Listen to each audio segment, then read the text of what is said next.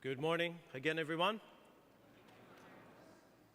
Some of you may know that I just returned from a vacation.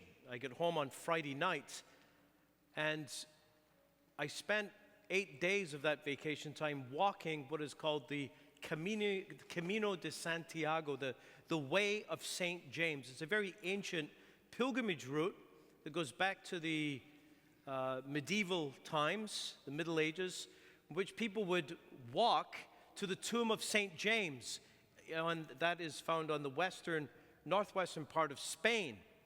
And 2 years ago, I walked the first 200 kilometers with some friends of mine, and 2 weeks ago, I met them again, exactly where we left off last time, and over the course of 8 days, I walked 237 kilometers. So my feet are a wee bit sore. Now, I know there's some people here who have walked the Camino. Put up your hands if you walked up the Camino. Yeah, we get quite a few people. Deacon David has. And so, as you can imagine, I've got many, many stories and many memories, but I want to share one of them that stands out for me, and it's what happened this past Monday. We were walking that day about 26 kilometers, and it was a very hot day, and you've got a backpack on your back. And I had a mass kit with me. Now, a mass kit is like my alb and my stole and a little chalice and host and wine. And every day we would look for a picnic table or a flat rock where we could say mass outside. And we were walking, and we saw this sign that said 14th century, it said this in Spanish, 14th century ruins of a monastery, the monastery of St. Anton. And there ahead of us was the ruins of a medieval monastery. This had been a Cistercian monastery, and it was quite amazing to go in and see it. But as we turned into an alcove, there was a place amidst the ruins where there was a stone altar, and we had mass there. And it was an incredible experience. It was incredible for two reasons. The first reason was that to stand in that place where 700 years ago, monks had prayed there. Had this great sense of the history of our church and the long tradition. This monastery had been built on the Way of St. James to minister to pilgrims as they traveled. The second amazing thing, we started there alone, but as pilgrims came in, some of them approached the altar and asked if they could join us for Mass. There was a young woman from Estonia, and a lady from Paris joined us. This is a photograph that we took afterwards. You can see the ruins of the church. It was a very powerful moment. Do you know, last year, over 442,000 people walked the Camino of Santiago. 442,000 people. Now, people go on the Camino for all kinds of reasons. A certain proportion of pilgrims are there for spiritual reasons. They have a Christian faith, and they're motivated by Christian faith. But a lot of people come from a variety of faith backgrounds, sometimes no specific faith at all. But the one thing that's in common is for every person, it's a spiritual journey. They're on a spiritual search. They might not know what they're looking for, but they're looking for something. They are spiritually hungry. They might not know what they're hungering for, but they know they're hungry. It's no secret that in the Western world, we live in what many call a post-Christian culture. Now, I know that many of you here today are new Canadians. You've newly arrived, and perhaps the culture you came from is still very much a Christian culture. That is, if you go with the flow, you're going to flow into church. Well, guess what? What do you think? If you go with the flow in Canada, are you flowing into church or out of church? You know this. You're flowing out of church if you go with the flow. In a Christian culture, to not be a part of the church, you had to opt out. You had to make a conscious decision to leave. Now it's the opposite. If you want to be a follower of Jesus, you have to opt in, because if you do nothing, you're not going to be a part of it. And so it's a very different world. Christianity is seen to be no longer relevant to people. There's an a kind of a been there, done that, got the t-shirt, I've moved on attitude towards Christianity. And it's not just perceived to be irrelevant, it's perceived even to be detrimental to the individual and to society at large. And as a result, we've witnessed a great decline in Christian faith of all traditions, all Christian traditions, not just Catholic, not just our parish, but all churches. We've struggled with that in our own parish, and we've had to deal with the question of merging parishes and dealing with all of our buildings. Now, it has to be said that this decline is not universal. There are places like in China and in Africa where the church is actually growing. But even still, it's only part of the story. The decline is only part of the story. In some nations, social commentators are telling us now that, say, in certain places in Europe that are much more secular than, well, not more secular than Canada. We're pretty secular in Canada. But they're more advanced in this process of secularization. They are saying that for younger people, they're no longer in a post-Christian culture. They're saying they're in a pre-Christian culture. We've gone right around. We're so post, we're so after the fact that we've forgotten what it is that we were after. And we're right back at the beginning again. Because the young people in places in Europe, their grandparents were not raised in the church. You get it? Their grandparents were not raised in the church. And so they're not rejecting anything. They've got no experience to reject. Not even a faint impression of faith. And yet, a spiritual hunger persists. I have a friend, Father Antoine. He's a newly ordained priest in Toulouse in France, and he works with the students in Toulouse. Toulouse is a university town, and he got in touch with me a couple of months ago because he didn't know what to do. His RCIA program for people who wanted to get baptized, he had 120 young people asking to be baptized. That's kind of crazy, isn't it? And so there's a spiritual hunger. Now here's the thing.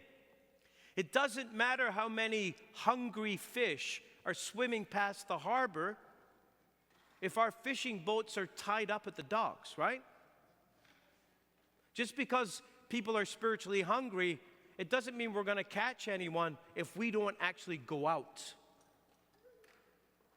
And so I'm convinced of the fact that if we successfully embrace this moment in time, that over the next 10 years, we are going to witness this similar kind of transition in our own Canadian context. And it comes down to this truth. Our parish has a future. Now, I know that may seem self-evident to some, but I remember 4 years ago, this was not a self-evident truth. There was a lingering attitude in our diocese and in many parishes that said, well, the last person to leave, please turn off the lights. We're just going to kind of try to make this last as long as possible before it's completely gone, before it's completely dead. But brothers and sisters, our parish has a future. This is a foundational conviction that ought to shape everything we do as a parish. Yes, we have been dying for decades, but not anymore. We've been in decline for decades, but not anymore. We've been preparing to turn off the lights, but we need to be getting ready to light things up.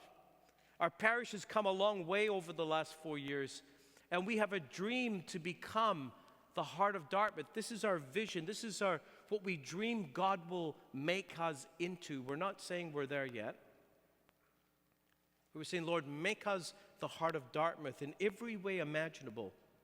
We've clarified our core purpose to say that in the midst of all the things that we do, that at the heart of what we do, this is what matters the most, that we make joyful disciples of Jesus who form a community, not an inward-focused, self-serving community, but a community that overflows in faith and charity. And the readings today give us insight into what kind of community we are called to be. I want to comment briefly on each of the three readings.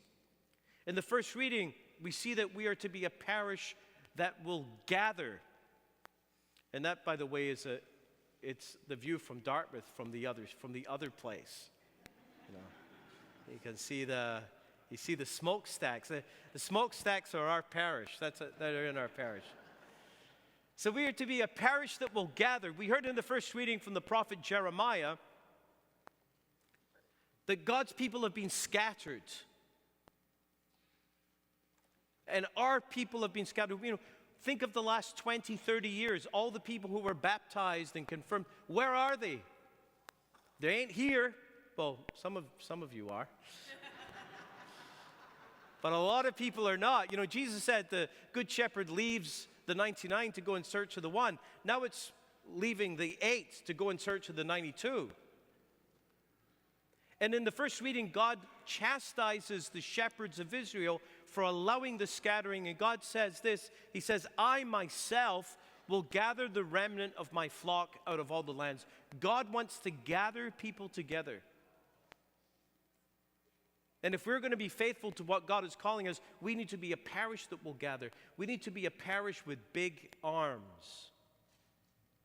Parish with big arms. From the second reading, we see that we are called to be a parish that will provide access. When we talk about accessibility today, we often think of buildings. It's not enough to give people access to buildings. We exist to provide access to the person of Jesus Christ, to our relationship with Jesus, to the family of God, and to the life of the church. That's what we're here to do. St. Paul in the second reading talks about how Jesus has broken down the dividing walls between male and female, Gentile and Jew, slave and free. This is a reference to the Temple of Jerusalem that had different sections for different groups of people.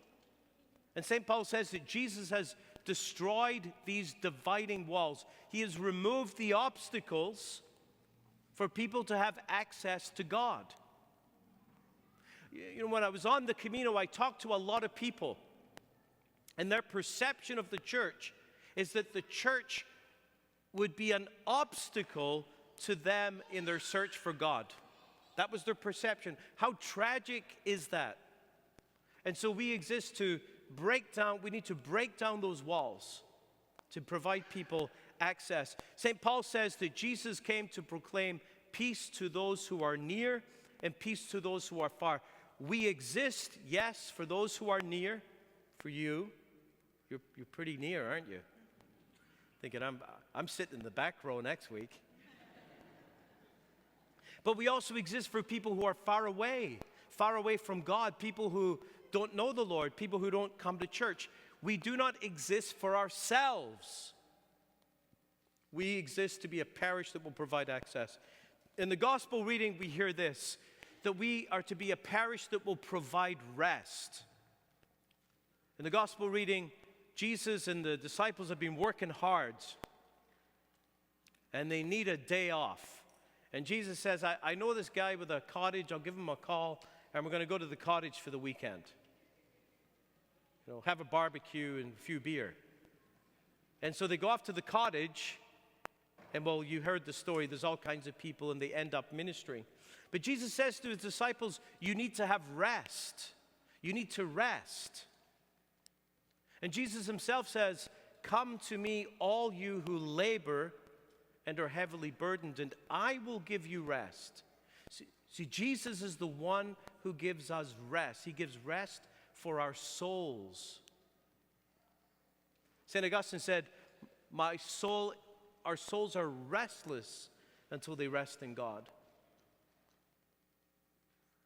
And so as a parish, that's one of our core purposes, to provide rest. I mean, if you come to church, if you're connected with our parish, and you never experience the rest that Jesus can give us, then we've blown it big time. So we exist to give people rest. Okay, how you doing so far? You doing all right? Because I want to change gears now. I want to change gears in this homily. In your way in today, some of you would have noticed a tent. And if you checked it out, you would have seen big boards with what looks like a floor plan. And if that's what you thought, you were absolutely right, because on those boards is a potential floor plan for our hopes to renew this building. You see, as we consider our future and our call to be a parish that gathers people, a parish that gives people access to God, a parish that provides rest, part of our reality is, what do we do with our buildings?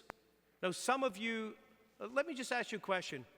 Who is new to our parish over the last 4 years? Put up your hand if you've joined this parish within the last 4 years. Okay, so a lot of you. 4 years ago, when we first merged this parish, we had 14 buildings. And we had to decide what to do with them. Now, buildings are not the most important thing. You can have the best building in the world and still totally fail as a church. But buildings are important. We need them. And it's part of what has been handed on to us by our spiritual ancestors. So I want to give you a quick preview of the process we've gone through. And I know this might be a bit boring, and I know this homily is a bit long. But just stick with me, okay? So in September 2020, almost 4 years ago, it was COVID, and we just had a merger, and we gathered about 150 people together, and we had a process called New Foundations. We said we need to begin anew in our parish. We need to ask the big questions. Where are we going? What's this about? What is God calling us to do?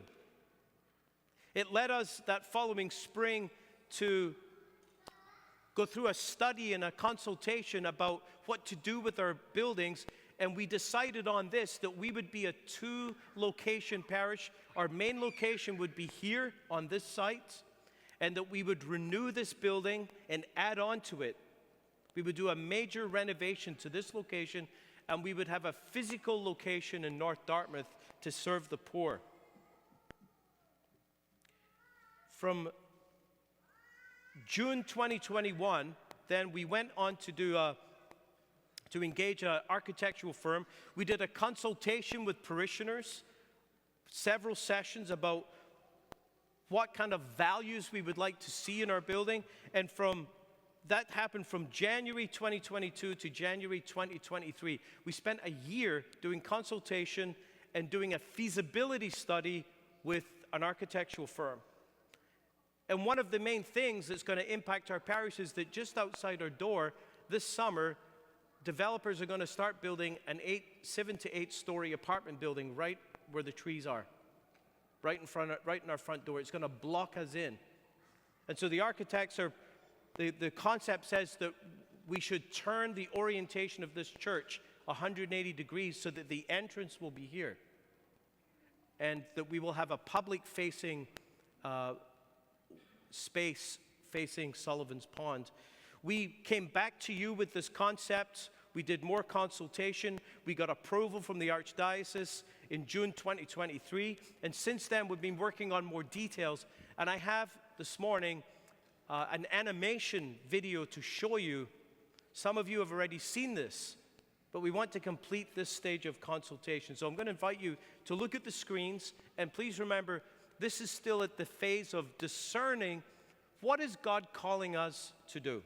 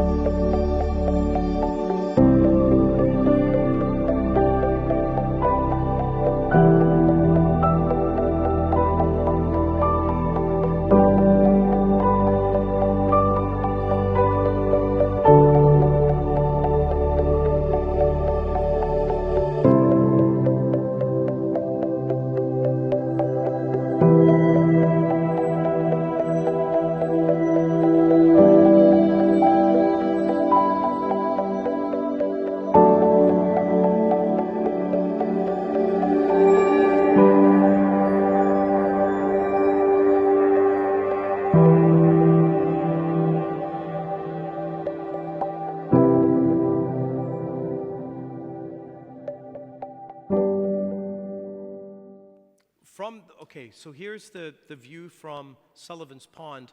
This is going to be kind of like the public welcoming space. Like it's the face of our church to the community. The other entrance that you saw in the video is where we would enter for Mass. It would be coming downhill into the church for Mass. So there would be two different entrances, and we have a gathering space in the space you see there that could sit about 150 people around tables, 200 people. Anyway, please check this out online. Where are we right now? We're getting a cost estimation. We're doing a cost estimation process right now. Obviously, there's going to be a lot of money. It's expensive. This building has had no real work done to it in 60 years since it was built. Even if we were simply to restore this building to its 1968 glory, it would cost us millions and millions and millions of dollars because the bell tower needs to be replaced. It's been falling down for a long time. Anyway, we're doing a cost estimation and then a plan for payment. Our plan is to cover the vast majority of the cost by utilizing the land that we presently occupy here on this site, working in partnership with developers. We need to put together a report to the Archdiocese, and if we get the green light, it's going to be about 2 years of planning before we even begin to break ground. So I just want to give you a sense of that. And just a reminder that the temptation is to say, well, that seems to be very much, self-centered as a parish, that we're building this place for ourselves. But just a reminder that this is not about us. We're not doing this for ourselves. We're doing this for the sake of the mission that God is calling us to, built on the conviction that our parish has a future.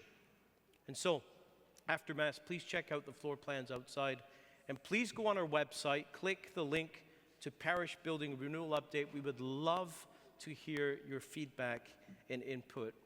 And let's pray that our parish may continue to move in a direction of health so that at no time in the future will this building ever be some ruin that some walker stumbles across.